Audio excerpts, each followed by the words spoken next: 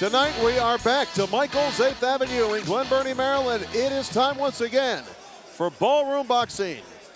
Hi everybody, I'm Larry Michael. Great to be back with you and ringside with my friend Jon Saraceno. We have a great night of boxing in store tonight. A special night here in the Ballroom. We have a record-breaking crowd, sold out. More people here tonight than we've ever seen here in the Ballroom. And of course, Ballroom Boxing has grown nationally as well. Jon, why do you think this series has taken off? Well, first of all, you have to have good competitive fights. And I think the Ballroom Boxing series over the years has featured those kind of fights that make people want to come and watch the fights. Secondly, boxing's like any other sport, baseball, basketball, football. It's about entertainment, Larry. And you got to give people something of value. I think a lot of people are frankly tired of paying the kind of ticket prices that we see in a lot of professional sports.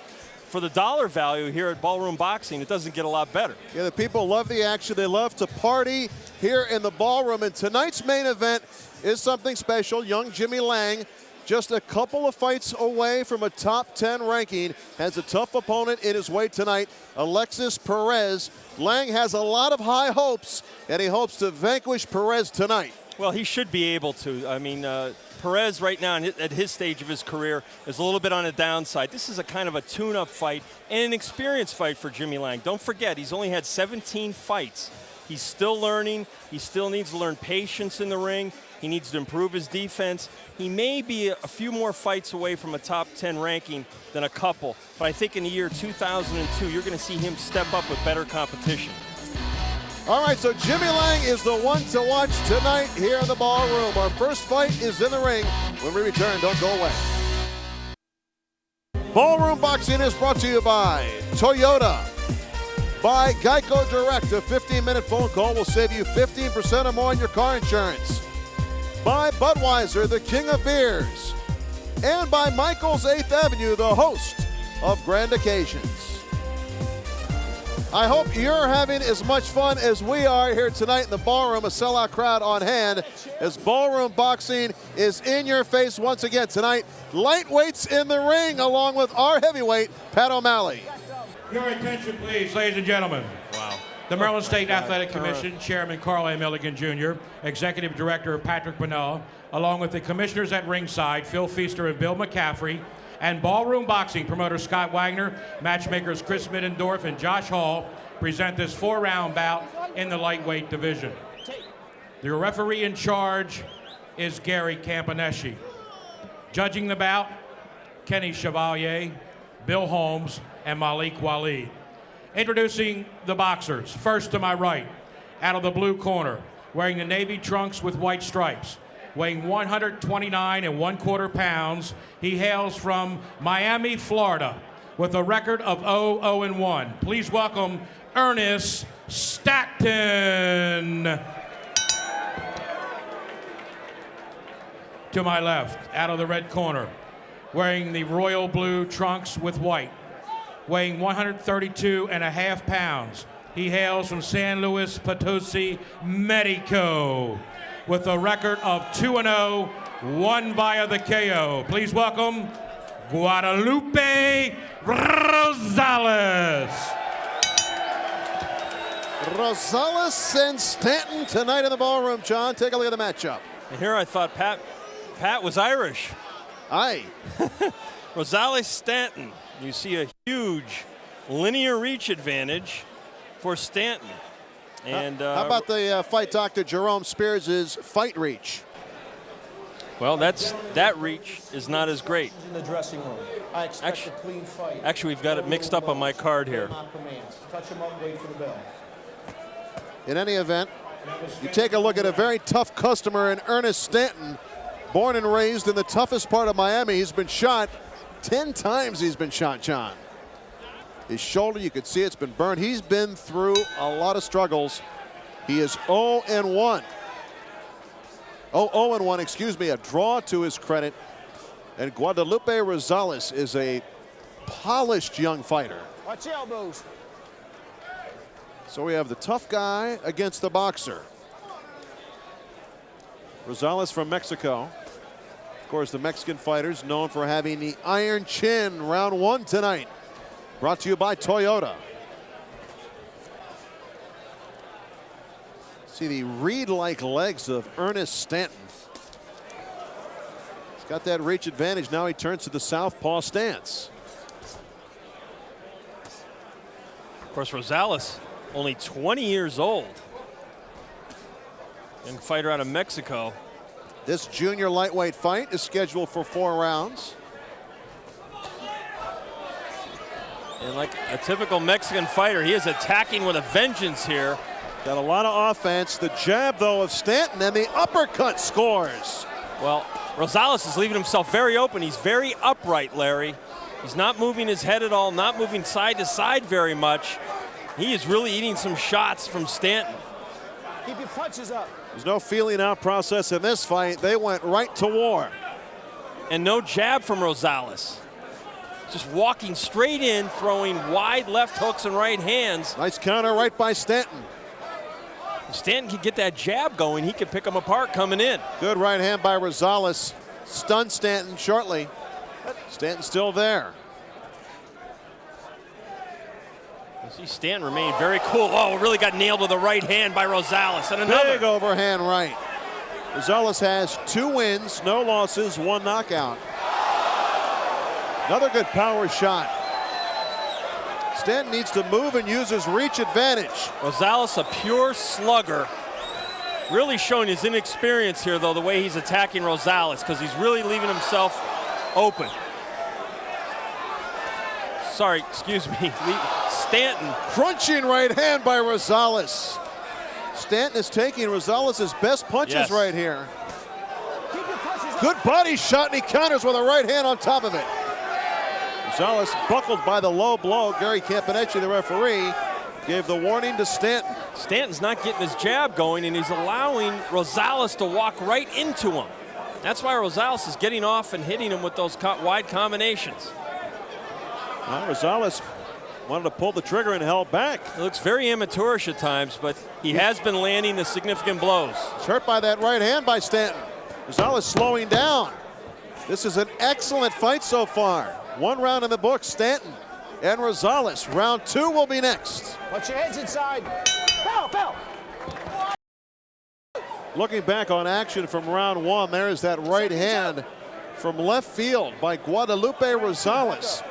But at the end of round 1, Stanton began to counter and scored effectively. I want to welcome in the 3rd member of our crew, the very popular Jon Scheinman. Jon, how do you have it scored after the first round? Outstanding first round, Larry. I gave it 10-9 on my unofficial scorecard to Guadalupe Rosales. You know, he's definitely the kind of guy willing to take shots to get his off, and that means he's supremely confident in his power, and he showed it there. But he's got to have a strong work rate, because when he stops punching, Staten really turns it on him. Stanton up against the ropes, eats a big right hand from Rosales. You know what, Stanton is not out of this fight, even though he did not have a good opening round because of the aggressiveness of Rosales. Round 2 tonight brought to you by Budweiser Beer. Here in the ballroom, Larry Michael with Jon Saraceno. Lightweights in the ring right now. Ernest Stanton in the dark blue trunks. Guadalupe Rosales in the light blue trunks with the white trim. Well, Stanton's got to use that jab more effectively and stop punching backing up. He's got to step towards the fighter, double and triple up on that jab. He's allowing Rosales to really bully him around the ring, along the ropes and everywhere else. Taking all the power away from his punches by stepping away and punching. There you can see one of the bullet scars on the right, I guess say right on the right side, right at the belt line of tough Ernest Stanton. Get your punches up. Stop, stop, stop. Second warning. Keep it up. Second warning for the low blow. Box. Left hand by Rosales. In a 4-round fight, any point deduction would be huge.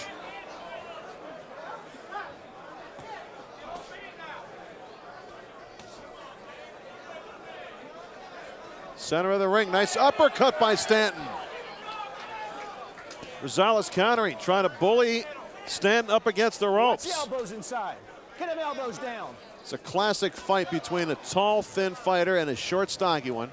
Stanton wants the fight at the outside. Rosales wants it in close. But You know, the way Stanton's fighting, he's not fighting with a game plan to keep Rosales on the outside with the jab, because Rosales is not so skilled and polished that you couldn't keep him on the outside, but he's allowing him to walk right into his house and take his TV set when he's watching it. Sounds like a man who knows what that means. The record of Rosales 2-0 sports an upset of a very highly rated Jose Reyes. Punches up. Back in August of this year, Reyes managed by Frank Warren out of London, England, and Rosales beginning to get through here at the end of round 2 on Ernest Stanton. We'll be back.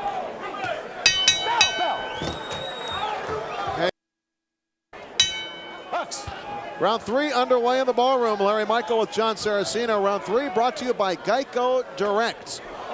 Ernest Stanton, the taller of the two fighters in the ring, with the dark blue trunks against Guadalupe Rosales out of Mexico. It's the elbows. Stanton beginning to sit down on his punches and fire from outside and scoring. See if Rosales is going to walk through those punches here, John. Well, Stanton has really leveled the playing field, unfortunately, by giving away his height and reach advantage by the way he's chosen to fight the fight in the first 2 rounds. I've got him losing the first 2. Rosales continuing to pursue. He's been the aggressor in this fight. You could see why Rosales went to the midsection. Stanton is wafer thin along the waist. Larry used to look like that, right? Yeah, I mean, just a couple days of sit-ups. I'll be right back there. Maybe getting my jaw wired shut. And stapling your stomach. Yeah, all of the above. I don't think I was that thin at 15, John, okay? He is really slight. You look at the guy, he's rather tall, 5'11", and 130 pounds. He's built like a Ken doll. And Rosales knows that. Good counter left by Rosales. A harder puncher by far, Rosales. And he's really been the more aggressive puncher and the more effective aggressor in the fight, without a doubt. He's had Stanton off balance, backing up, totally out of his game plan, if he ever had one coming into the fight. Rosales right in the jock of Stanton. I mean, he is in tight. He wants to be as close as possible, because the reach advantage, if Stanton has room, that's the only way Stanton can hurt him, John, is from a distance. Well, he can't get him off. And right now, Rosales is stuck to Stanton like flypaper. Right on top of him at all times. And that's the right style to fight a guy like Stanton. Stanton continuing to move to his left, trying to stay away from Guadalupe Rosales. But it is of no use. Rosales just keeps on coming forward. Another clubbing left hand and a right hand by Rosales. Well, Stanton almost looks resigned right now to fighting a fight of survival rather than a fight to win.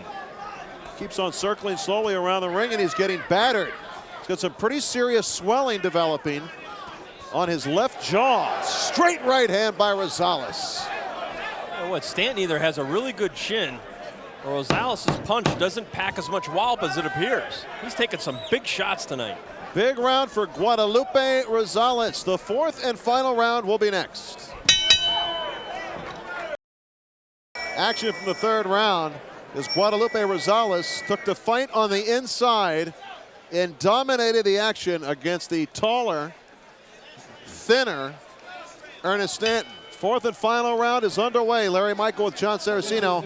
As always, John Scheinman is with us. Who's got the lead now with 3 minutes to go, John? Oh, clearly Rosales. I have him ahead 30-26. I'll tell you something, Larry. I gave that last round a 10-8. I thought Rosales just shellacked him. And I don't know why Stanton is so willing to take a beating, but he really hasn't offered a lot from a defensive posture or even fighting back. He just seems resigned to taking it. And I thought Rosales just dominated that last round. Big right hand by Rosales, followed by the uppercut. Stanton not able to get away. Right above us now. Stanton's best moment in the fight was at the end of that 1st round. That was his one chance to try to put Rosales away. And when that evaporated, so did his chances really to win this fight. He hasn't been in it since then. Still a crowd on hand tonight here in the ballroom, a record-breaking crowd for ballroom boxing. See the way Rosales sets himself up for that punch by using the quick footwork. Stanton really does not know how to fight on the inside. He's probably been fighting from the outside for so long. He really doesn't know how to slip punches, parry, or counter on the inside at all. John, he is taking a lot of punishment. Another straight hand by Rosales. A lot of swelling around the eyes of Ernest Stanton. You know, I think if Rosales had gone to the body a little bit more the last 4 or 5 minutes, he might have had Stanton out of there.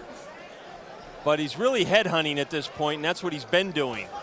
See him throwing those big leaping left hooks. He really needed to break him down a little bit more first. Stanton with the counter off the ropes. I don't know if he has enough power, though, to keep Rosales off. Watch your heads. Well, clearly he doesn't, because Rosales has been fighting him at close quarters the whole night. He has not backed up one time in this fight. Constantly in that forward gear. I mean, the face of Ernest Stanton is an absolute mess.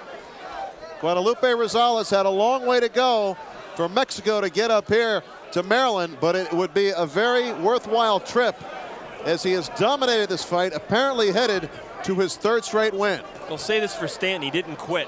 And I know a lot of guys who might have, absorbing as much punishment as he has tonight. And he is really taking a shellacking, Larry. Rosales continues to chase Stanton around the ring. Stanton's going to have nightmares of this guy chasing him down. It's almost like this is just a matter of waiting for this fight to wind out. Stanton with the body shot is hurt. Time running out. If we had 30 more seconds in this fight, we might see a stoppage, but instead, Stanton will remain upright, and Rosales continues the assault until the final bell. Well, I think if Rosales had gone to the body a little bit sooner, even in the 3rd round, I don't think there would have been a 4th round. I think Stanton would have caved in at that point, and Rosales would have been able to pick him off and end the fight. As it is, an easy victory decision, we got to assume, for Guadalupe Rosales out of Mexico. One of the good-looking young fighters we've seen here in the ballroom. Rosales would, if he is victorious, run his record to 3-0. There you see him, Guadalupe Rosales. The decision will be next. Don't go away. Action from the 4th and final round. It's just more of the same as Guadalupe Rosales got inside continually against the taller Ernest Stanton, and Stanton paid a very dear price with his face. Larry Michael and Jon Saraceno, we expect a unanimous decision for Guadalupe Rosales. Let's find out from Pat O'Malley. Your attention, please, ladies and gentlemen. We have a unanimous decision. Judge Holmes scores it 40-35. Judges Malik Walid and Ken Chevalier score it 40-36. And the winner by unanimous decision, Guadalupe Rosales.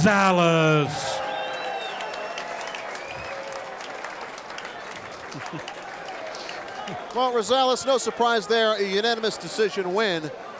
And really, if you look at the two fighters in the ring, Stanton and Rosales, clearly the more polished of the two fighters. Young guy, just 20 years old. He is 3-0. What kind of future do you think he has, John? Well, we don't know. I mean, he's too young to really know where he's going in boxing. A lot of guys start out like a ball of fire at this level because they're fighting guys who, frankly, aren't that talented. Right. And tonight, his aggressiveness and style totally overwhelmed Stanton. I think he's going to have to really tighten up his defense if he wants to be a primetime fighter. More ballroom boxing coming up in a moment. Welcome back to Ballroom Boxing. Larry Michael with Jon Saraceno. We're at Michael's 8th Avenue in Glen Burnie, Maryland. A sellout, record-breaking crowd on hand. And coming into the ring right now is the Ding-a-ling Man. And he's there with Pat O'Malley. The Maryland State Athletic Commission, Commissioner Carl Milligan Jr., and commissioners at ringside, Phil Feaster and Bill McCaffrey, along with Executive Director Patrick Bonella, and Ballroom Boxing, promoter Scott Wagner, matchmakers Chris Middendorf and Josh Hall, present this 4-round bout in the light heavyweight division. Your referee in charge is John Gradowski. Judging this bout, Gary Campaneschi, Kenny Chevalier, and Bill Holmes. Introducing the Warriors. First to my left, out of the red corner, wearing the black trunks with white. He weighs 176 1/4 pounds from Chesapeake, Virginia, with a record of 1-0.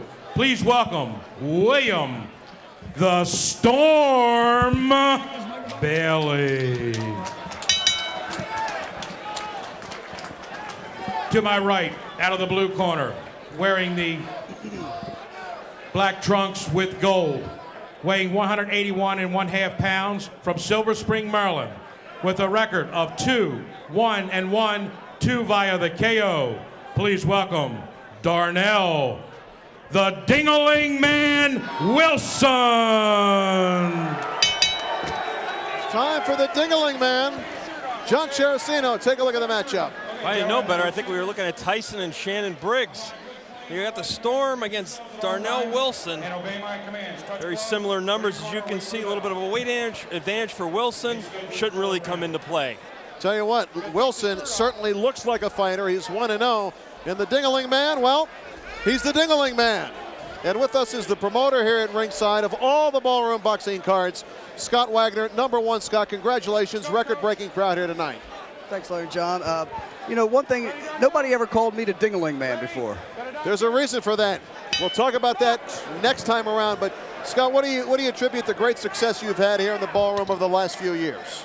You know, I think Besides the announcers. The announcers are great, and you know, it boils down to good fights, and I think people want to see good fights, and you know, I think we got another good one here. This William Bailey, we've had him in town. Darnell is totally dry in there right now, and Wilson is lathered up and ready to go. Wilson's a guy we brought in. This is the third time we brought him in, and the first time an opponent fell out. The second time we had he has a heart murmur, which actually gave us trouble this time. So we're real excited to see this kid. We've heard a lot about him. William Bailey from Norfolk, Virginia, 1-0. Married with 2 kids, works in the furniture business in his spare time, trying to make it as a fighter. And the Ding-a-ling Man rings the bell. Right now he needs a futon. Ding-a-ling Man likes to think of himself as a mini Mike Tyson. That similar appearance. Question is, can he punch? Another big right hand. Oh, Bailey ran right into another right hand. These guys are throwing bombs here. They really are. Talking about Darnell Wilson being warmed up. He's warmed up all right. See a little more bounce in the step now of William Bailey. I think Bailey looks like he's okay now. Does a flash knockdown. Scott, what is the toughest part of these boxing shows that you promote? What is the toughest part for you as the promoter? Toughest part about a boxing show is selling tickets. I mean, if you can sell tickets, you can make fights. Making fights the easy part, because making fights is about spending money, and spending money's easy. Getting money in through the gate is tough. The fans here always go home happy. I think one of the reasons is in the ring and outside the ring. It's an entertaining experience. Both these guys have some very heavy hands, Jon Saraceno. Well, they're both throwing big shots here in the first round. What I like, one thing about Darnell Wilson, after the knockdown, he didn't go wild and crazy. He kept very composed, showed good patience, and went back to trying to stalk Bailey.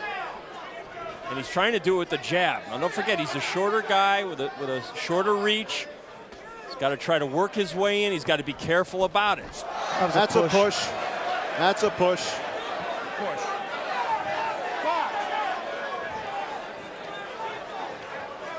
Scott, how surprised are you by how ballroom boxing is spread across the country on the satellite and the other systems that we're on?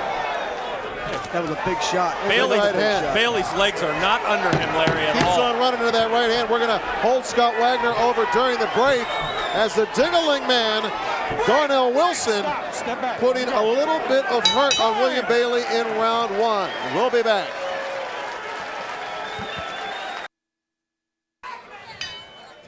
Welcome back to Ballroom Boxing. This is our host, Scott Wagner, Jon Saraceno. I'm Larry Michael. Great to have you with us tonight. In the ring right now, we have Darnell Wilson, the Dingling man, against William Bailey. First round knockdown of Bailey by Wilson. Back to the question I asked Scott Wagner before the break. Are you surprised by the national distribution and the national appeal that your fights have brought? Well, I mean, it's certainly exciting to have the fight seen in as many homes as they are, and you know, we're certainly trying to grow that.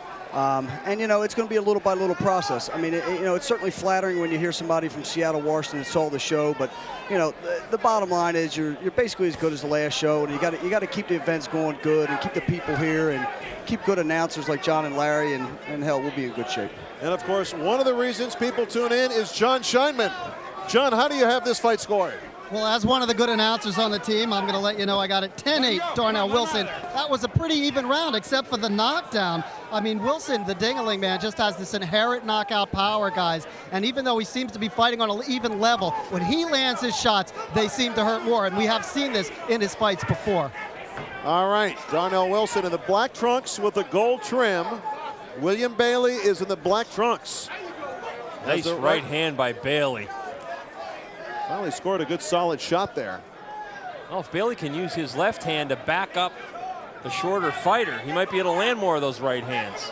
Bailey is fighting in retreat, however, and that was a good solid right hand. He's up immediately. I don't know how hurt he is. Almost like he guided him down with the punch. Now, you look at Bailey's legs, they're really not that big for a guy his overall size. Well, you can see Darnell Wilson just roughing up Bailey. Big left hook by Wilson. Bailey looks like he's in big trouble here. The Storm's got a hurricane all over him right now, Scott. Good body shot by Darnell Wilson. That is not a knockdown. John Gradowski trying to get the attention of William Bailey. I need this out of his face. Yeah, you know what? The hair is the reason for the stoppage, and that is really a great break for William Bailey, who was in a lot of trouble. No guy should be allowed to enter the ring with that kind of hair, even pulled back like that, unless you can guarantee me that that hair is They're not taping his hair. Well, they should, because I've never seen him tape a guy's hair before. Well, they should, because that's like a cornstalk whipping you in the face when you're the opponent. Wonder how the Maryland Commission took a look at that one. See, it's still coming loose, though. Another big right hand by Wilson. He wants to end it. He wants to give him a haircut right now. He's giving him a shave in the process. Bailey, though, firing back. Bailey's legs are totally gone, Larry. They are totally gone, but he can still punch. Step back, step back. I think he's showing some courage in there, hanging in there, and you know, he's definitely hurt, and he's diving forward, but I mean, I really thought that if Bailey took Wilson into the third and fourth round, he'd have Wilson in trouble, and we'll see what happens. See, now Wilson is big counter right hand, right on the button of Bailey. And you're right, Wilson's so patient. Fight's over. In his dismantling of William Bailey, and the Dingling man wins again. I mean, he ate a straight right hand on the counter, and that punch hurt. That punch hurt William Bailey. Well, Bailey took a lot of abuse in a very short amount of time. I don't even know if the fight went 5 minutes. And he got knocked from one turnbuckle to the other. Impressive performance by Darnell Wilson out of Silver Spring, Maryland, 27-year-old heavyweight. Cruiserweight actually on the verge of being a heavyweight. Scott Wagner, you got to get this man back in the ballroom. Rush Shiflett, January 15th. You'll see it here. 259. Okay. 259. Looking back on how this fight ended, Yes. the Dingling man, Darnell Wilson, the overhand right, that was not the finishing blow. Well, it was not the finishing blow. He got up. It was only a matter of time when we saw that Bailey did not have his legs underneath him tonight. Bailey is okay. That's good to see. The last punch, though, as you see coming up, you see Darnell Wilson missed wildly, but here on the counter, watch the right hand of Wilson coming up in a second, right here. Temple shot. Yeah, lost his equilibrium. Yep. Rocked his world. Want to thank Scott Wagner, our host and promoter, for stopping by. As always, a thrilling evening for the fans here in the ballroom. They appreciate the action. Let's go to Pat O'Malley for the official word on the knockout. Your attention, please, ladies and gentlemen. The winner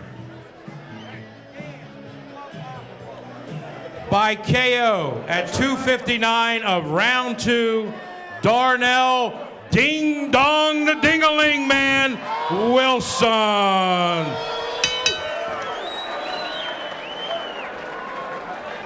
Well, Darnell Wilson, the Ding-a-Ling Man, and he rang the bell of William Bailey more than once. And you look at a guy like Darnell Wilson, and a guy comes to my mind who we've seen in the ballroom before, who's gone on to challenge for a world championship, and that's Mr. KO, Julian Lederloh, a short, stocky power puncher. Wilson cut from the same cloth. He certainly is. He's got a lot going for him. Good hand speed. He throws punches in combinations. And he showed a lot of patience at the right time tonight. He really did show a lot of patience to get the knockout. He's standing by with Jon Scheinman.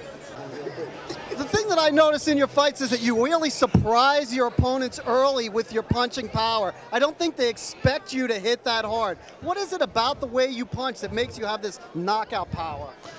It's basically something that I seem to be born with, but also with my excellent coach here and my other one. You know, I just listen to and take it in my head what they're telling me and spend night after night. Even when I leave the gym, I go home, 2 o'clock in the morning, sitting there sweat on the floor, practicing how to, distribute the punch, from my feet on up. Just practice, practice, practice. You scored the first knockdown in this fight, but you didn't seem to follow up too over-aggressively. Right. You seemed to bide your time. Because actually, I wanted to get a little bit more rounds than before. I love a knockout. It's the best feeling in the world. But I wanted to get a little bit of rounds in there this time, just to see how my win is and that sort of thing. But the knockout, I love that. I want to bring in your trainer here, Charles Mooney. What do you see in the future for a guy like this? He's kind of raw, but everything, even the littlest mistakes, are compensated for by that knockout power. How are you going to move Darnell? Well, hopefully, with God's help, this guy can go for the belt. And with patience and time and the energy that he's putting into the sport, he should prevail and be a world champion one day. I love it. As a fan, I miss nothing, and a fighter. I put everything I got into it. I realized how much I wanted it, and you can be assured every time everyone comes out, they're going to get everything Darnell has. We have a rising star in the ballroom here, Darnell Wilson, another powerful knockout victory. Let's go back to ringside to Larry and Jon. Not only a good boxer, but a pretty good interview as well. A great interview. You know what? You got to love that spirit. This guy's serious about his craft. He's going places. He loves it. We hope you do too. Back with more Ballroom Boxing after this. Welcome back to the Ballroom. Larry Michael and Jon Saraceno, joined by women's world champion Israh Girgrah. Good to have you with us, Israh. Nice to be here. Thank you. We've got women in the ring as well, along with our own Pat O'Malley, who, by the way, has made the Hall of Fame in his home county of Anne Arundel County for his work with youth sports. Congratulations to Pat O'Malley. Let's hear how he does with this introduction. The Maryland State Athletic Commission, Chairman Carl Milligan Jr., and Executive Director Patrick Bonella, and commissioners at ringside, Phil Feaster and Bill McCaffrey, along with Ballroom Boxing promoter Scott Wagner and matchmakers Chris Middendorf and Josh Hall, present this 4-round bout in the women's division. Your referee in charge is Gary Campaneschi. Judging the bout, Kenny Chevalier, Bill Holmes, and Malik Waleed. Your scorekeeper is Bill Holmes. Introducing the boxers. First to my right, out of the blue corner, wearing the aqua trunks with silver, weighing 137 1/4 pounds. She is from Harrisburg, Pennsylvania, with a record of 2-5-3, 2 via the KO. Please welcome Connie Bechtel. Fighting out of the red corner, wearing the black trunks with gold, weighing 141 1/4 pounds. She is from Norfolk, Virginia. A 3-time national amateur champion, making her professional debut. Please welcome Kanicia the Queen Bee, Ely. Ely against Connie Bechtel. Jon Saraceno, how do they match up? Well, the Queen Bee, a little extra honey, a little bit bigger, a little bit heavier, and a younger fighter making her pro debut. Israh, do you remember your pro debut? Oh, I sure do. That was my hardest fight ever. A little nerve-wracking for you? Yeah, a little nerve-wracking, but my pro debut, I fought a girl that was 11-2. She was already in the rankings and everything. You better get a new manager. Yeah, I did. Israh Girgrah, women's world champion, is with us here at ringside in the ballroom. Connie Bechtel, 2-5-3, going up against the pro debut of Kanicia, Ely. And Kanicia Ely is such a great story. She is a multi-time women's amateur champion, but at various weights. She was up to 178 pounds, had a baby. Before that, she lost a bunch of weight. And Israh, in as good shape as you are, I mean, can you imagine going through the birth process and still continuing to fight? She's quite a woman. Actually, I can see that happening because it's really easy to get back in shape after you have a child. Actually, they say that's the best time to get in shape. We wouldn't know. We wouldn't know. We're learning a lot here at ringside. I learned from Israh before that there are chest protectors and stomach protectors worn by the women fighters. Tell us about that. Yeah, it's mandatory to have a chest protector. It's, you know, of course up to you what kind you get, but they have like a lot of hard plastic ones that are basically what most of them are like. Do you feel that inhibits you in any way? Actually, certain ones do, but the ones that I have don't inhibit me. They're hard, and when you get hit, it actually sometimes cuts you, so it is a little uncomfortable. The Queen Bee, Kanicia Ely, is in the black trunks and black top. Connie Bechtel in the light blue top and trunks. Good left hand by Kanicia Ely. Israh, tell us about your next fight. You're one of the more exciting women's fighters out there. You've done a great job so far. What's next for you? Hopefully mid-December I will have another tune-up fight because I haven't fought since June 1st. So I'm going to have another fight, and then I'm going to be defending my UBA title in February in Baltimore.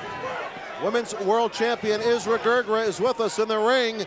Kanicia Ely and Connie Bechtel squaring off in the ballroom. Round one brought to you by Toyota. We'll be back. Welcome back to the ballroom. Action from earlier in round one. Of course, the women's rounds are 2 minutes long. Connie Bechtel getting it done inside. Very tough round to score. That's why we have Jon Scheinman with us. Jon, how'd you score in round one? I gave the first round to Kanicia Ely 10-9. They both seem to have the same work rate, but Ely's punching power was definitely better. She has very heavy hands. She punches a little wide, but she seemed to land very well. She's doing the job. Israh Girgrah, women's world champion, is with us here at ringside. Larry Michael with Jon Saraceno. Looking at Kanicia Ely as she, just as I say it, she eats a couple punches. She's got a nice jab and she has a good style about her. Yeah, she does. She definitely can take a punch, that's for sure. But you know, both of them they're a little sloppy and a little off balance, but they pretty much have the heart, you know, to be in there. I'll tell you what, it takes courage just to step in the ring. We all know that. Yeah. Well, women's boxing, I'm sure you would agree, has come a long way, but it also has a long way to go just because it's had in such a late start. Yeah. It actually was doing a little bit better a couple of years ago than it is now. A lot of the promoters aren't really putting a lot of women on their cards. But, you know, when Christy Martin first started and when I first started, there was more action as far as a lot more fights for women. Do you think that was because it was more of a novelty item then? I think so. I think that it was new, and I think a lot of people really wanted to see what was going on. But now that they do, the promoters aren't really real interested in it. Who is the best women boxer in the world other than yourself, Israh? I don't want to put you on the spot, but looking at some of the other women who are champions out there, they're pretty well known who the top women are. What's your opinion? Well, I haven't seen a lot of the lower weight classes and all that, but, you know, one of my favorite was always Lucia Riker. You know, she always showed me a lot of good skills, but at the same time, she never really had a lot of good competition. She hasn't fought in a long time either. No, I think she's waiting for Christy Martin to accept that fight, but that's it. Women in the ring, Connie Bechtel and Kanicia Ely back with round 3 in a moment. Back at action from round 2, the good work by Connie Bechtel as she tried to get back into the fight after a lackluster round 1. Round 3 coming up, brought to you by Geico. Larry Michael with Jon Saraceno. We are joined at ringside by Women's World Champion Israh Girgrah. It's great to have Israh here. I might say she was looking wonderful tonight. Well, thank you. I had to do that. It would have been out of character if you hadn't. Because I am a man that speaks the truth, okay? I'm glad they have a tablecloth here. But thank you very much. Look at Connie Bechtel go to work. She is not intimidated by Kanicia Ely. Oh, she's got a lot of heart. She really does. This fight is scheduled for 4 rounds. Well, Ely's power is beginning to take over. She is a much heavier puncher, and when she's using that jab, she's been more effective moving in. Irony with the nickname of Kanicia Ely, of course, Queen Bee, another tribute night for the fallen warrior Batavian Scotland here in the ballroom. Jon Saraceno, the first of the tribute nights here in the ballroom several months ago, raised a lot of money. You're actively involved in the effort to try to take care of the family of the past former boxer here at Michaels. Of course, B. Scotland, well known, passed away as a result of a fight he had several months ago in New York. But you guys are doing great work trying to take care of his family. Well, I think everybody's pitching in, and you know, we raised over $15,000 on that first show for B's family, and we hope to do a lot more in the years ahead. We will not forget him. Kanicia Ely continues to move forward. She has her hands so high. Both girls have good defense, Israh. Yeah, they do. I think Kanicia, is it Kanicia? No, Connie. Oh no, Kanicia. Kanicia Ely, she's her jab, she always cocks it right before she throws it, so it's kind of telegraphed. The end of the 3rd round is here. Round 3 brought to us by Geico. Up next, the 4th and final round. Ballroom boxing returns. We're back in the ballroom, as always, having a load of fun. A good left hand by Kanicia Ely. Larry Michael, Jon Saraceno, and Women's World Champion Israh Girgrah here at ringside. John Scheinman is the 4th member of the crew at this point. John, 2 minutes to go. Quickly, who's ahead? Kanicia Ely's ahead 29-28 on my unofficial scorecard. I like the way Connie Bechtel went through the power of Ely in the last round. She stayed on top of her. She continues to throw punches. I think this fight's still up for grabs, Larry. All right, John Scheinman. Good right hand by Kanicia Ely. You know, all those amateur championships, they show in their style, don't they? Yeah, they sure do. But Connie's got a little bit more experience than Kanicia, and it's kind of showing through right now. Well, I think what Bechtel is doing right now is outworking Ely a little bit. She's throwing more punches, landing more combinations. She's the busier fighter. But when Ely lands, it's a much more effective blow because she's a heavier puncher. Yeah, definitely. So it all depends how you want to score the fight. Right. Kanicia Ely would have liked to have schooled Connie Bechtel. Kanicia, a science teacher in Reading, Pennsylvania. But Connie Bechtel, a very, very tough opponent. This fight is very close. Actually, it's Connie Bechtel who's the school teacher up in Reading. Fights as a sideline. I think Kanicia Ely has a little more serious look at her professional boxing career. I wouldn't want to be messing around in her class, I know that. No. Gives discipline a different type of word. Especially the kind of student you were, John. All right, let's not get personal. Don't let any secrets out. I want to thank Israh Girgrah for stopping by. The first lady of boxing for us, that's for sure. Thank you very much for having me. It's always a pleasure. Good luck, and we'll see you next time. Hopefully we can see you in the championship fight your next time. And next year, 2002, going to be a big year for you. That's great. Yeah, it will be, definitely. I'll be defending both my titles, and hopefully things will be a lot better than now as far as, you know, the world is concerned. That's for sure. The boxing beauty herself, Israh Girgrah. Thanks, Israh. Thank you. Israh Girgrah, Women's World Champion. Thanks so much for joining us. And a pretty tight fight in the ring. Kanicia, Ely, Connie, Bechtel going the distance 4 rounds. The decision when we return. Welcome back to Ballroom Boxing. Larry Michael and Jon Saraceno. Want to thank Israh Girgrah, Women's World Champion, for stopping by. The decision is ready for our women's fight tonight. Pat O'Malley with the word. Your attention, please, ladies and gentlemen. We have a unanimous decision. Judge Malik Waleed and Judge Kenny Chevalier score at 39-37. And Judge John Gradowski scores at 40-36. The winner by unanimous decision, Kanicia, the Queen Bee, Eley.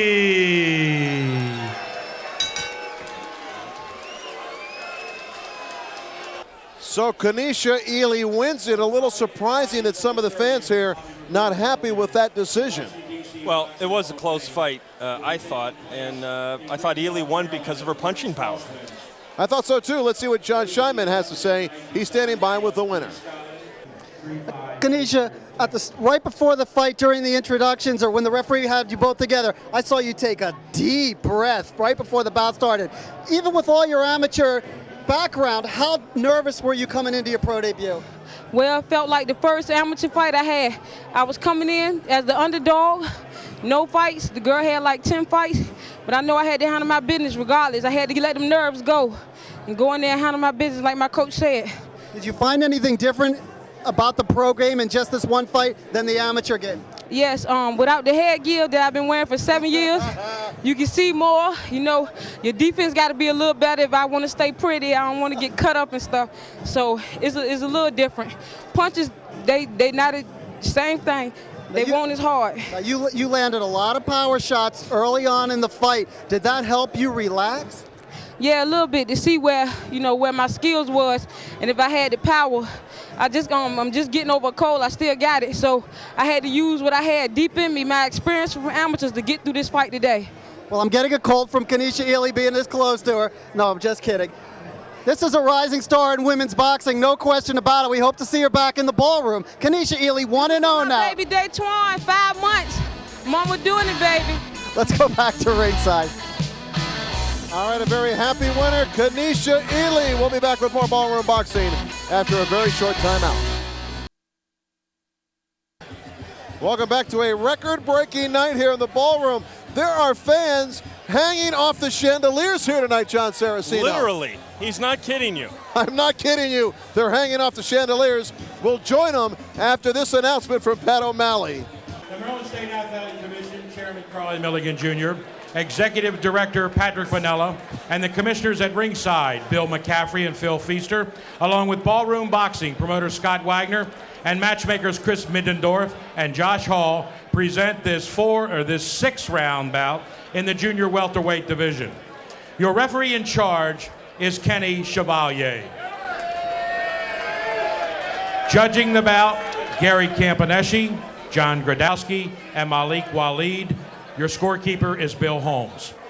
Introducing the Warriors. First to my right, out of the blue corner, wearing the white trunks and red, weighing 150 1/4 pounds, from Rocky Mount, North Carolina, with a record of 5-6-1, 3 via the KO. Please welcome Tiger Lee Hall.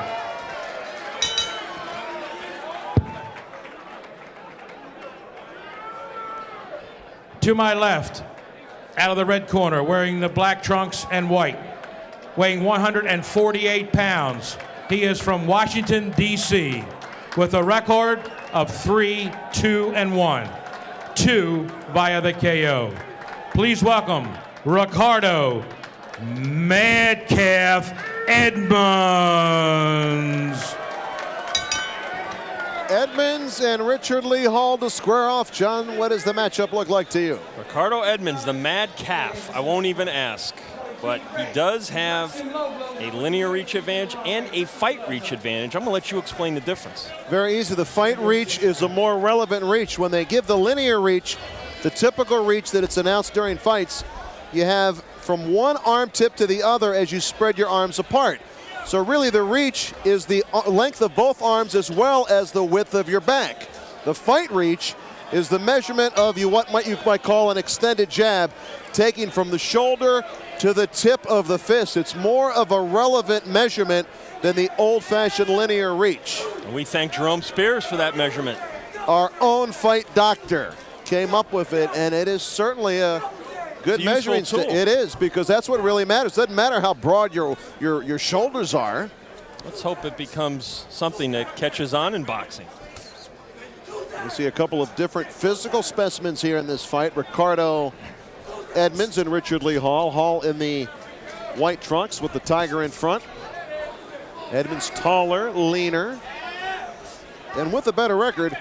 Edmonds 3-2-1 with 2 knockouts. Last time out was right here in the ballroom in September. A very tough 4-round draw with Jose Almanzar. It was a brutal fight. It really was. Both men were exhausted at the end of that one. I would think that Edmonds thinks that this might be an easier fight, but you never know. Richard Lee Hall has a little bit of power. Out of his 5 wins, he has 3 knockouts, but after opening his career with 4 straight wins, he has only won 1 time since. Good right hand by Edmonds. And the referee, Kenny Chevalier, is going to step in for a standing 8 count. That was right down the pipe. Good hand speed. See if Edmonds has the patience. Take advantage. Got him with that left hook there on the inside.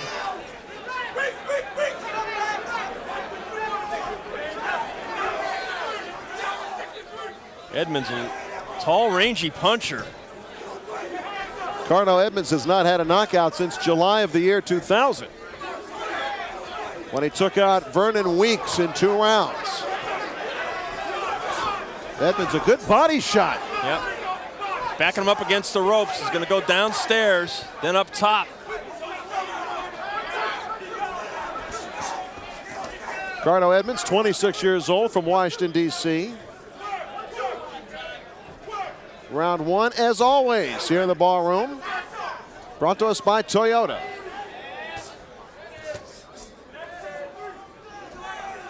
See right now, John, looking at this fight, Richard Lee Hall fighting at the distance that is appropriate for Edmonds, not for himself. Right on the end of Edmonds' punches. He's got to get on the inside a little bit. He's got to show some upper body movement. He's coming in straight up and down. Really picked apart here early in the first round by Edmonds. Hall seems to have recovered from the knockdown, but round 1 belongs to Ricardo Edmonds. Round 2 is next from the ballroom.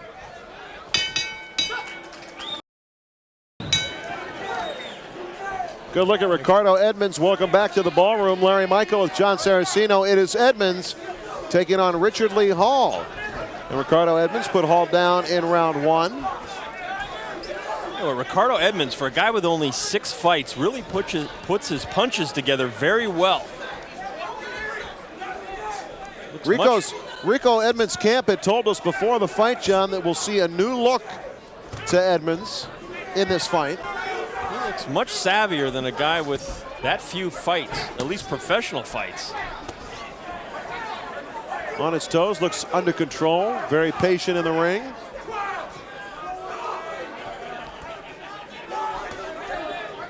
Richard Lee Hall continues to move forward.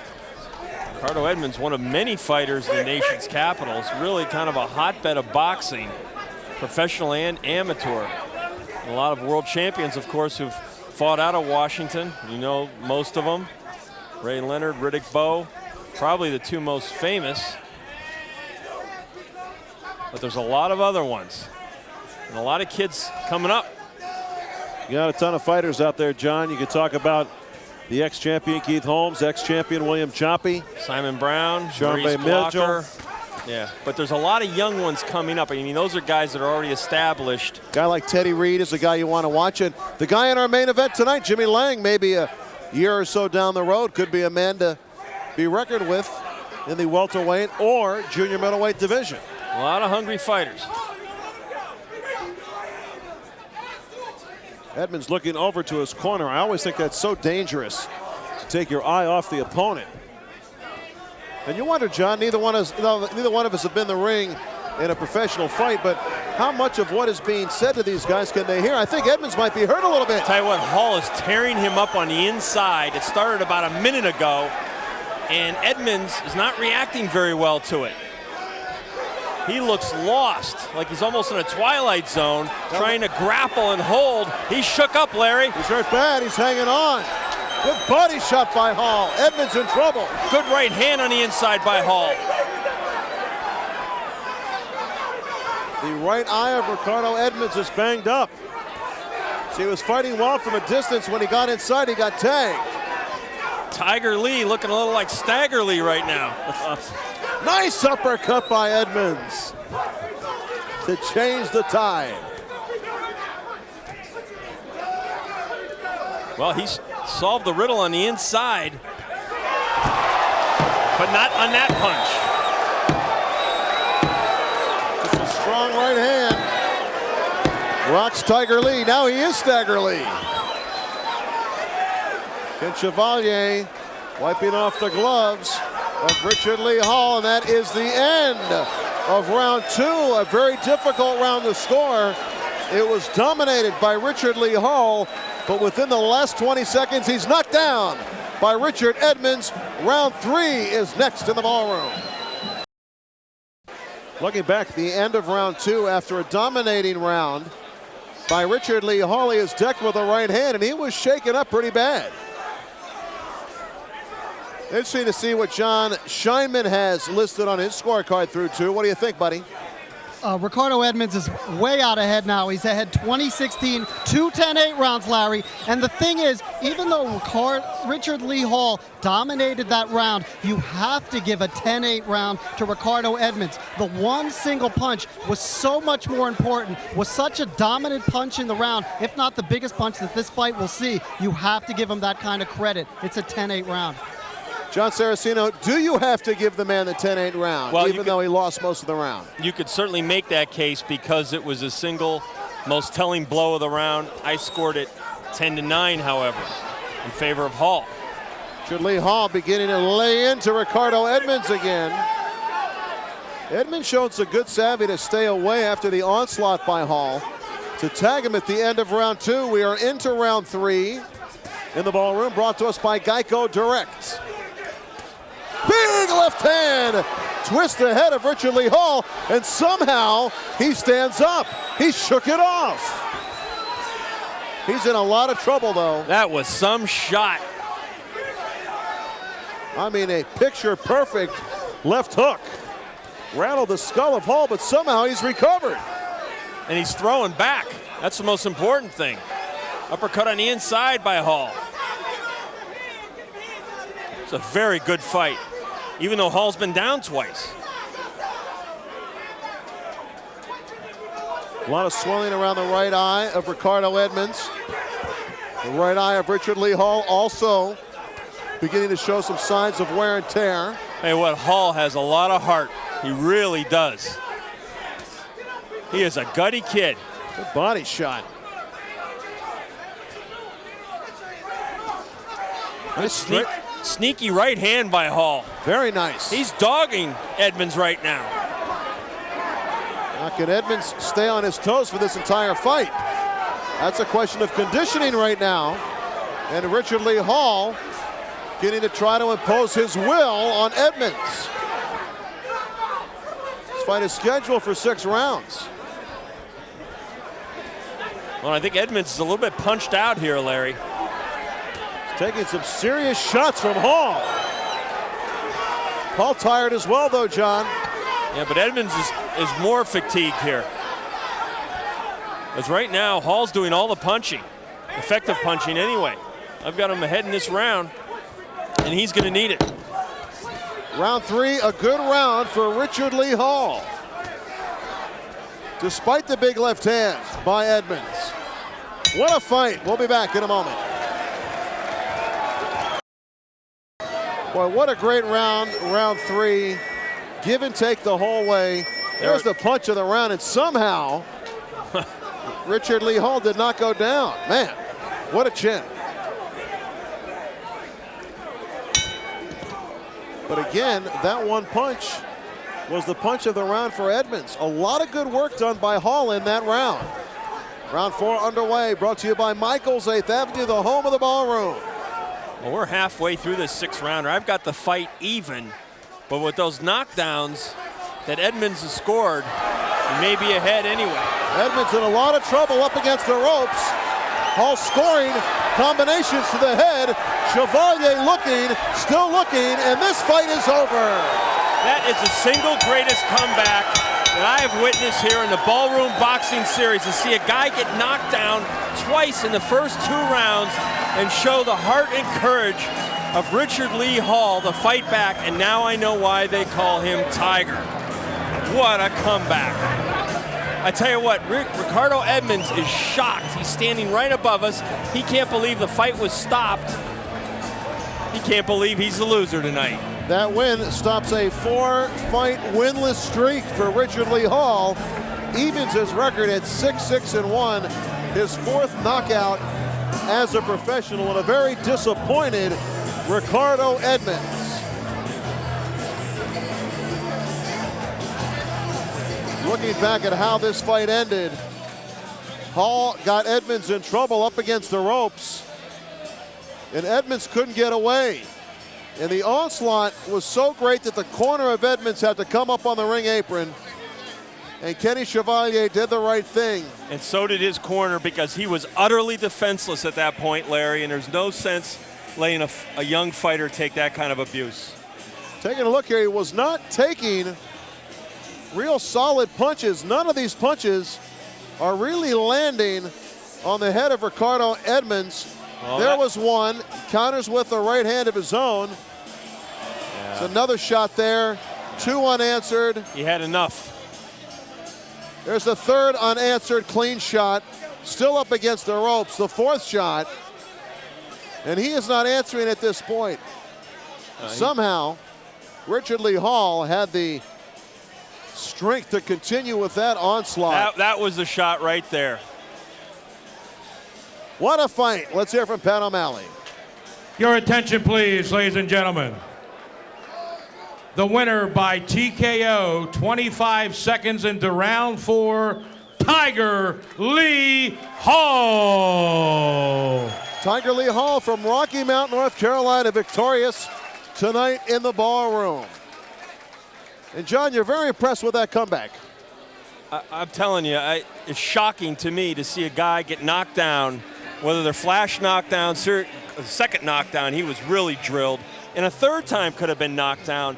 To show that kind of intestinal fortitude, that's what makes professional boxing the great sport it is. And really, just the previous round, he got hit with a left hand, a clean left hook that just twisted his head around grotesquely. How he stayed up, who knows?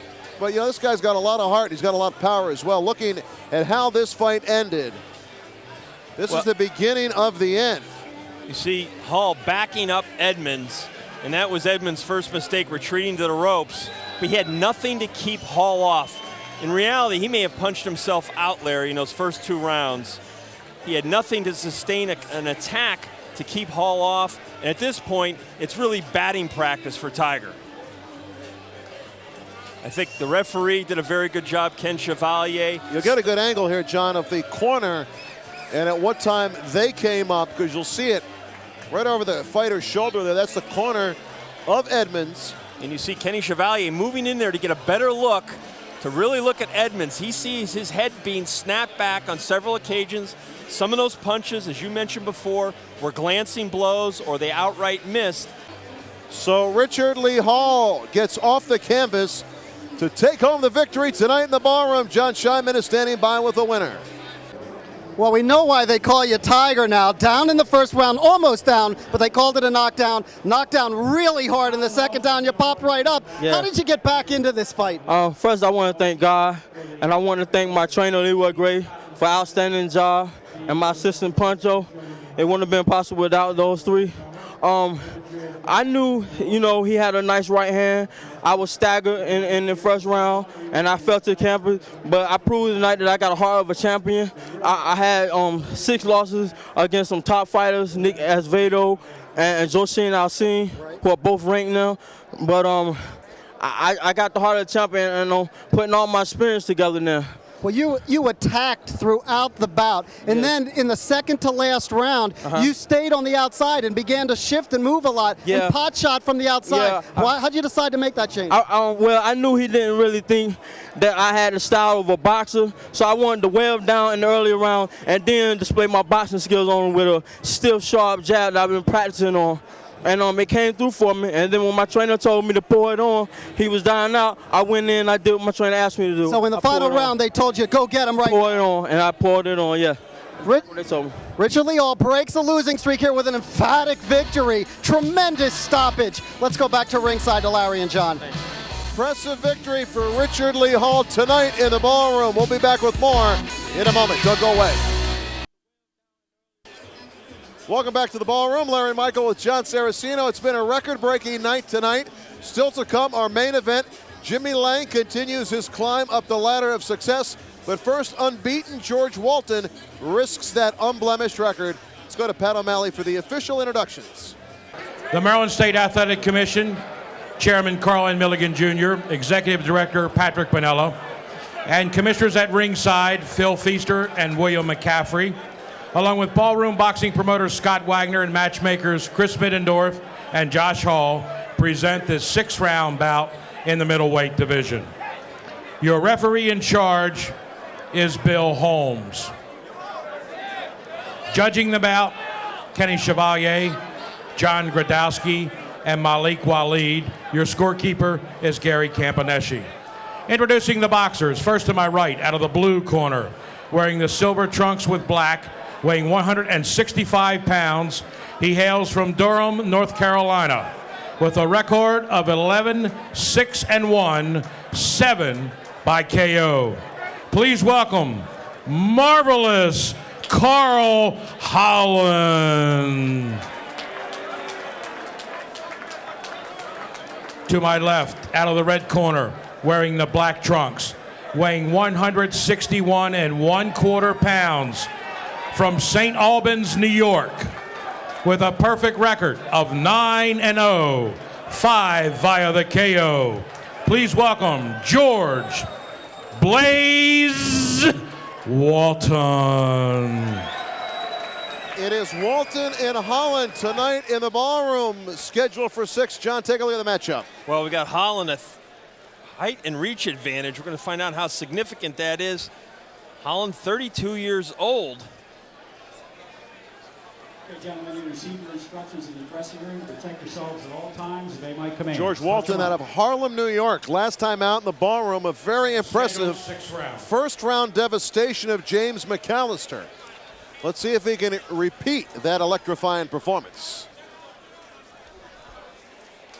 Fight is scheduled for 6 rounds, and the common opinion is here, if Holland can get Walton into the second half of the fight, he's got a chance. Walton has gone 6 rounds twice. Again, last time out just went 1 round. Walton's biggest problem, if you want to call it that, for a guy who's undefeated in 9 fights, is that he hasn't been all that active, fighting a couple of times a year. I don't know if that's going to get it done. Carlton Holland, though, a veteran. He's fought 3 times this year. Looking for the WBF International title. Losing it to Jameel Wilson in Pennsylvania in April of this year, then knocked down Eddie Goins before taking a draw against Dennis Sharp in his last fight out in July. So Carlton Holland, a good test for the 9-0 George Walton. Walton's a very hard puncher. You will see that. The red, white, and blue braids in the hair of George Walton. I'd like to see him become a regular staple in the Ballroom Boxing Series, George Walton. Big right hand. And that's one reason right there. You see how short that left hook was. Joe Louis style, about 8 inches. The reach advantage is in favor of Holland, but he needs to use it.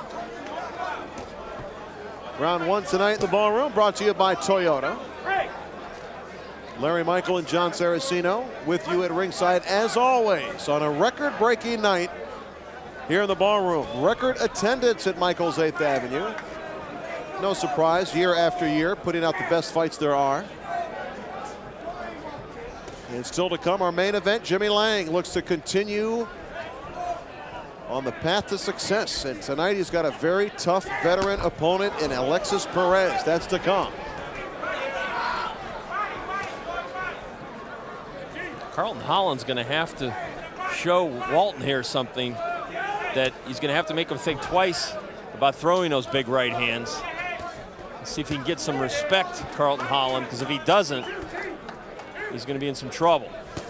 Carlton Holland 9-0, but he is, excuse me, George Walton 9-0, but he's not exactly a young fighter, John. He's 30 years old. And that is not at the age at which you begin a professional career. And if you are going to start at that age, you got to be a lot busier. Let's hope we see more of him here. Carlton Holland doing a good job of tying up George Walton here in the first round. Walton is on his P's and Q's here. He's not playing Holland cheap. He's taking his time. Feeling out process here in the first round, really, for both fighters. Walton on the move here at the end of round one. We'll be back in the ballroom in a moment.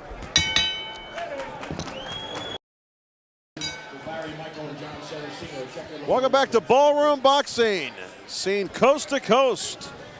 Locally, our flagship, Comcast Sportsnet. Larry Michael with Jon Saraceno. So great to be with you tonight on a record-breaking night in the ballroom. George Walton in the black trunks, Carlton Holland in the silver and black. When Walton sets down in his punches, he's a ferocious little slugger. He really is. Guy can crack big time.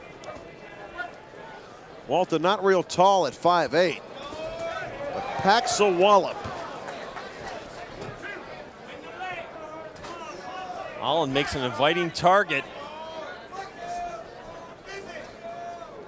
Very erect. He's right there for him to hit. Let him go. Walton needs to be a little more active, though, John. He's really not throwing a lot of punches. I think he's trying to find the right place and the right time. I think he's really setting Holland up. Big right hand by Walton. Another right hand by Walton. And don't be surprised if that uppercut from Walton doesn't play a big part in this fight before it's over.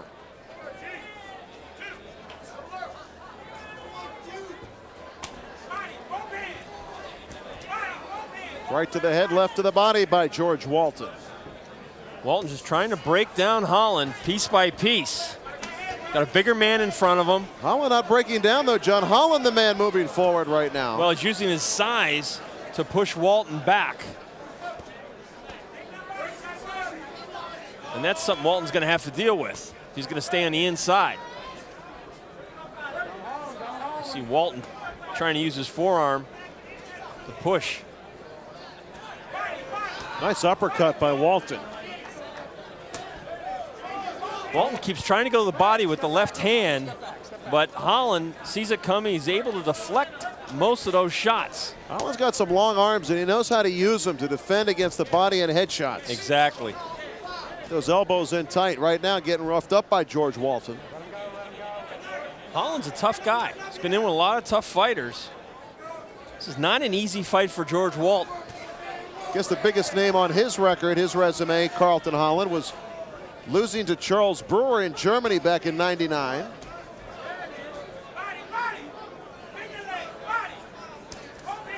Walton's having a little bit of a tough time here, trying to figure out how to get through that defense by Carlton Holland. Walton has not won by decision since 1999. His last 4 victories have all been by way of knockout.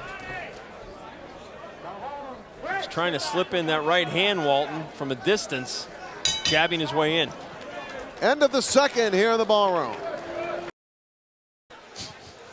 Welcome back to the ballroom. Larry Michael with Jon Saraceno. It is round 3, brought to you by Geico Direct. In the black trunks, George Walton. In the silver and black Raider colors, it is Carlton Holland. And in his corner, they said to him, just win, baby. How about that patriotic headgear by George Walton? The cornrows, red, white, and blue. Gotta love it. Carlton Holland beginning to take it to him. We had heard that the strategy for Holland was to get this fight to the midway point and then test to the dexterity of George Walton.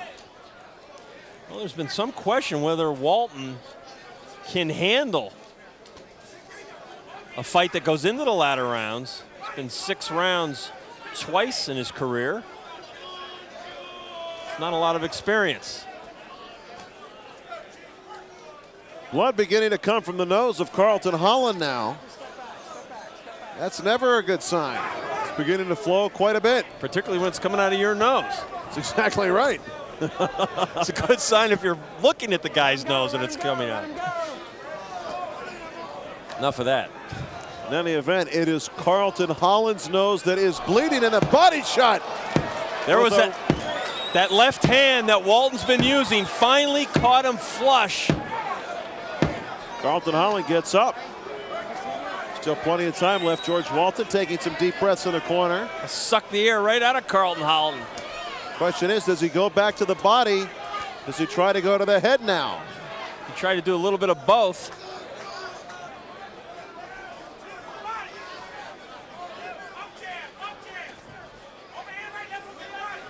Walton just following around. Oh, big overhand right.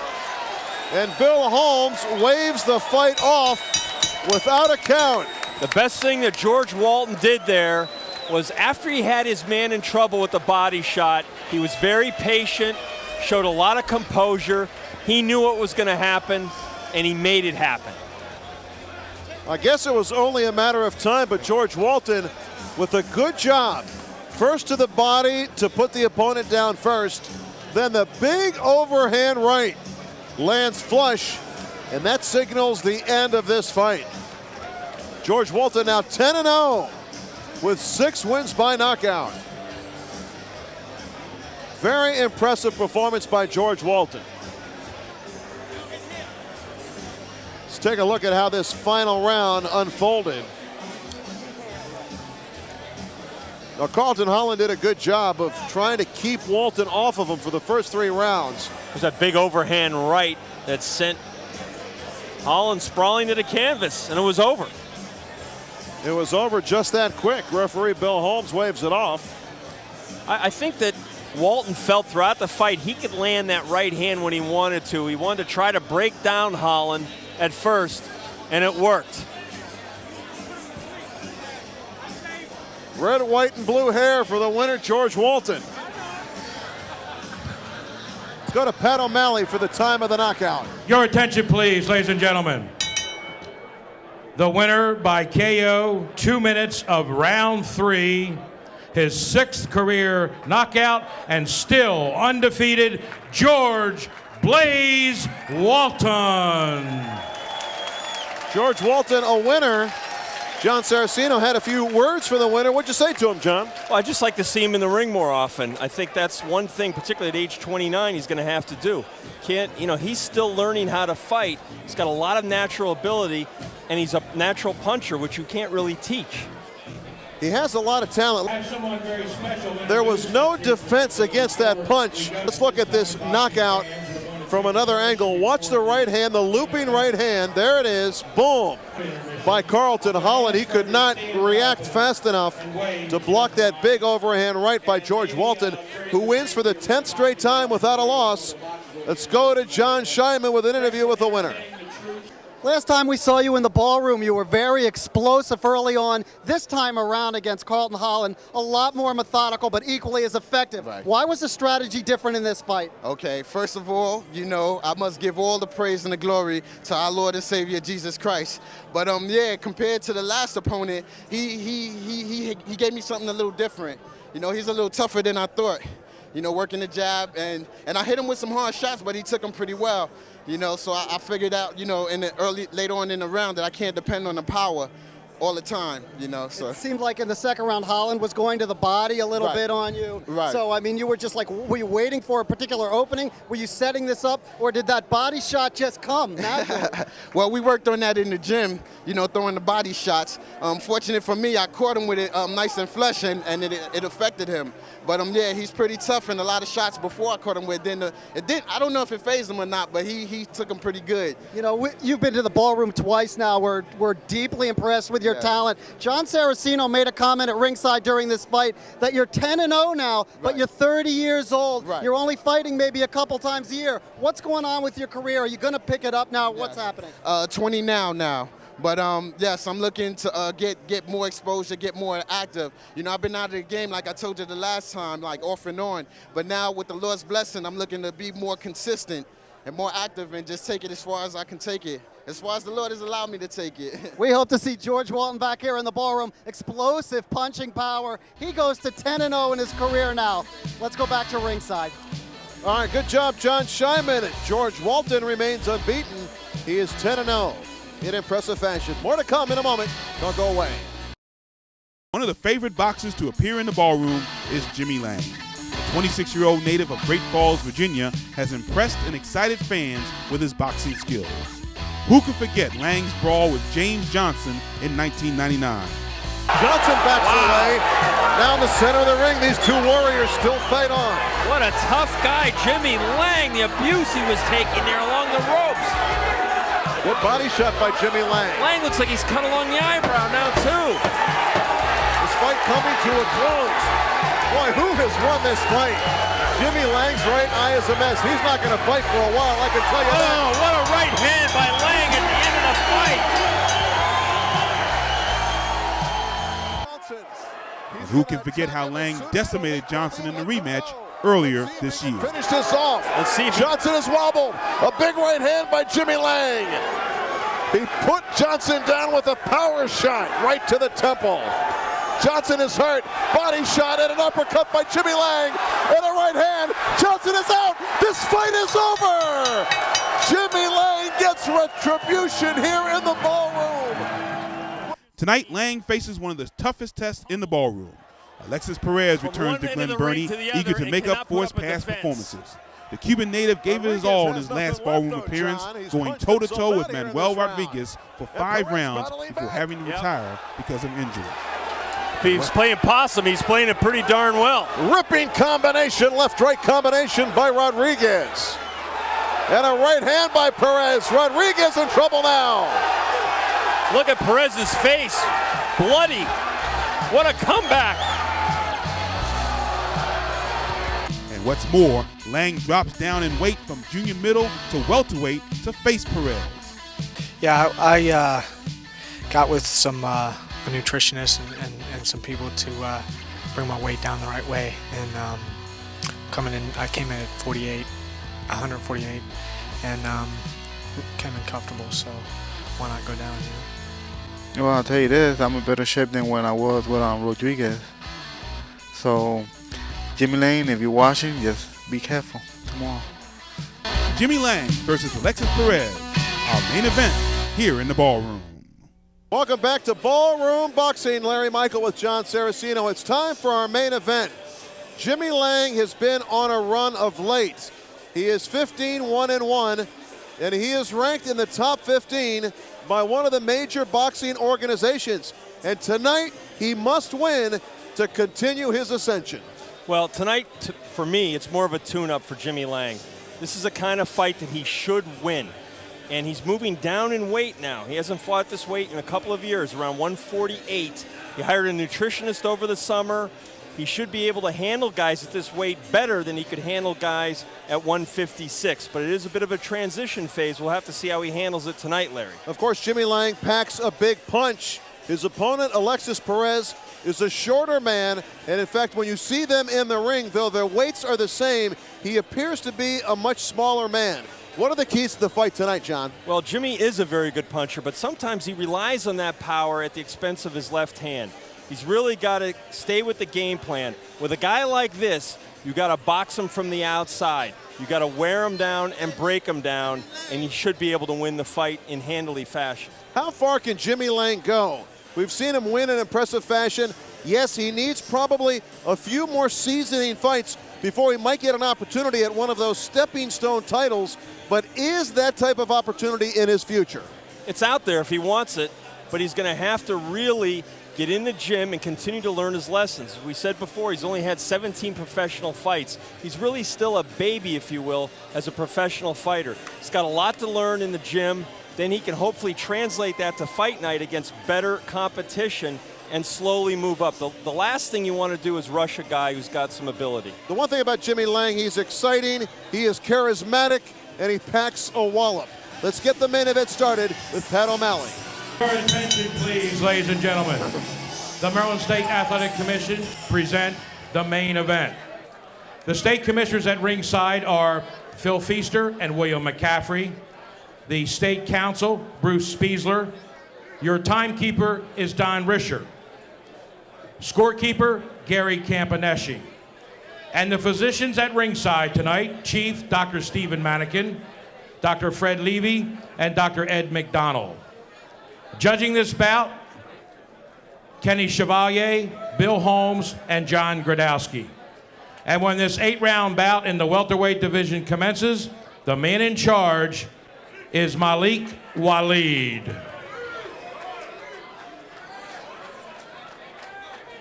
Now let's meet the Warriors for this 8-round bout in the welterweight division.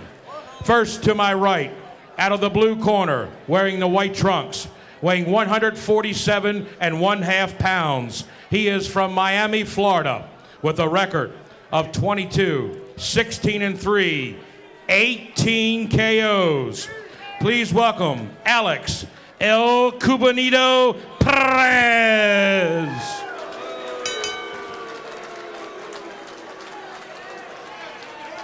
To my left, out of the red corner, wearing the black trunks, weighing 148 pounds. He hails from Great Falls, Virginia, with a record of 15, 1-1, 13 via the KO.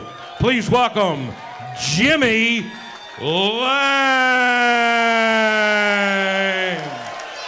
So the very popular Jimmy Lange is in the ring tonight in the ballroom. Jon Saraceno with a look at the matchup. Well, the obvious, most glaring advantage for Jimmy Lange, of course, is the height and reach. 6 inches taller than El Cubanito. A significant advantage that Perez is going to have to try to overcome. It's not going to be easy. A scheduled 8 rounds.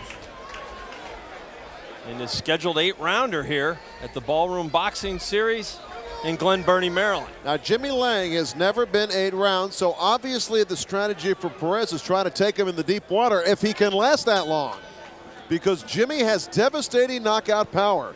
We've seen it many times, and right now this fight is underway. Round 1 brought to you by Toyota. Jimmy Lange in the black trunks. In the white trunks, Alexis Perez. Jimmy got warned there by referee Malik Waleed about pushing. He's got to use that size advantage. Of course, he's supposed to do it within the rules. Perez in tight where he wants to be. Jimmy Lange beginning to unload. Jimmy Lange coming down to 148 pounds for this fight. Last few fights for him have been in the low 150s. He hasn't been this low since his second pro fight back in 1998. 148, he was 149 back in 99 in a victory over Dwayne Holland. So you look at the weights and you look at, you say 148, 151, what's the difference? But try to get down like that. Try to get down to that weight when you're used to. Good left hand by Jimmy Lange, drops Perez. Perez went down quickly and he's got a big cut over his left eye already here early in round 1. Let's see how Jimmy handles this now. Good combination again, and Perez in trouble. Malik Waleed steps in for a standing 8 count. Almost looked like Waleed was going to stop the fight, but he did not. Perez better get himself together. This fight will be over in a hurry. Jimmy's just too fast and powerful for Alexis Perez. Jimmy Lange ranked by the IBF, looking to get into the top 10. looking at one of the stepping stone titles in his future if he can get into position. Here in round 1, he's bringing the pain to Alexis Perez. Perez says bring it. Perez is still alive. He's in there throwing. Jimmy's got to be a little careful. He's got to get off those ropes and out of that corner. Perez doing some good work inside. Jimmy Lange covering up nicely, blocking those shots. Lange obviously needs a little punching room. Perez, the shorter fighter, ducking the punches of Jimmy right now. Jimmy sometimes gets a little wide with his punches, but he's really teeing off on Perez. Perez trying to work the inside. Jimmy's got to go back to that left hand now, not get power crazy with the right. That's what set it all up. Perez, good work on the body of Jimmy Lange, who's in great condition again tonight. Lange can take those body shots. Round 1, a good round for Jimmy Lange. Perez survives. This fight, though, at the bell, Perez taking a lot of punches, and this fight is over. Jimmy Lange with an onslaught within the last 10 seconds of the round, and Malik Waleed has had enough. He's seen enough, and Perez is stopped by Jimmy Lange in 1. And let's take a look at how this fight ended. We knew Perez was in trouble from the onset of this fight. This is the first knockdown. It was a sharp left hand, a short left hand. That might have been the punch that cut his eye open. The cut didn't really seem to be bothering Perez. He continued to stalk Jimmy Lange as we look at the Inswell device being applied to Jimmy's right eye. We're going to look at the second knockdown here in the first round. Straight right hand, left hook, and that was the cleanup shot. The left hand by Jimmy Lange doing a lot of damage. Perez getting up and trying to fight back valiantly. Malik Waleed stopping the fight in the first round. I don't think it would have mattered. And this is how the fight ended. It was in the closing moments of round 1. Jimmy stunned him with a combination, and Perez was defenseless, and Malik Waleed does the right thing, steps in, stops the fight. Jimmy Lange, his 14th knockout. Let's get the official word from Pat O'Malley. Your attention, please, ladies and gentlemen. The winner by KO, he is the one to watch, but you did not get to watch him long tonight. The winner by KO at 2:59 of round 1, Jimmy Lange. Certainly the crowd favorite here tonight, Jimmy Lange, victorious with a devastating one-round knockout of Alexis Perez. We'll be back after a short timeout. Like we said at the open of the show, Jimmy Lange is the one to watch. Let's watch him with Jon Scheinman. Well, Jimmy, we've watched you come up throughout your career on Ballroom Boxing. This might have been your finest performance. You got to feel really happy about this stoppage. Yeah, guy was a tough guy. He had some good body shots. He had pretty decent power, and so I caught him early, wanted to get him out of there, you know. Was it really helpful for you that he came forward? I mean, after you really heard him early, he kind of got this macho. He was like, "Come on," and he walked right into your wheelhouse. Well, yeah, I was actually, I've seen some tapes of him, and he backed up the whole fight. So I came in with a game plan of maybe just testing him out the first couple rounds, letting him get impatient and come forward. But I guess his game plan was to press me early, which is what I wanted. Let him run into stuff. You came into this fight at 148 pounds. This is the lightest you've been since, I think, the second fight of your career. Are you going to try to squeeze one more pound off of your body and campaign as a welterweight? Yeah, I don't think it'll be a problem. You know, you just got to do it the right way over several weeks. And I was strong tonight, and I don't think it'll be a problem. Alex Perez came into this fight. He had, I think, 39 pro bouts, and you just demolished him. I mean, where do you think you stand right now? I mean, this guy is clearly not in the class to fight with Jimmy Lange. And I mean, is it time to take that step up? I know every time I ask you this question after a victory, you say it's up to your trainers, it's up to your management. But do you sense, hey, and I think you're knocking on. It is a cliche to say it's up to your management. What do I want to do? I want to step up. as fast as possible. But I think we're going to bring in Jose Pepe Correa, his trainer here. And the point is, we're not in no hurry whatsoever. We take our time and do it the right way. We don't want to do like the old guys do, rush their fighters in for a couple bucks and beat them to death. We're not going to do that. Let me, at this time, take this time to thank DeMarcus Coley for helping him get prepared, because he was around the same height, and they had some wars in the gym, some tremendous wars in the gym, and we really thank him. Well, Jimmy Lange, an absolutely spectacular performance here. First round stoppage. He's climbing the ladder of the rankings. Pepe Correa says, we're going to take our time, but he's definitely on his way up. Ballroom Boxing is brought to you by Toyota, by Geico Direct. A 15-minute phone call will save you 15% or more on your car insurance. By Budweiser, the king of beers. And by Michael's 8th Avenue, the host of Grand Occasions. John Lange says 2002 will be the year for Jimmy Lange. What do you think about that, John? Well, it's got to be. Jimmy's at the point now where he's fought all the tomato cans to build his record, and he's gaining experience. But he's got to take it to that next level. He's got to challenge himself, and I think that's a challenge that Jimmy Lange is willing to take. And it's not going to be an easy one, but he's got enough ability where he can make something happen for himself. So a big night for Jimmy Lange and a big night for us, a record-breaking crowd here at Michael's 8th Avenue. We thank you for watching. For John Scheinman and Jon Saraceno, I'm Larry Michael. We'll see you next time for Ballroom Boxing.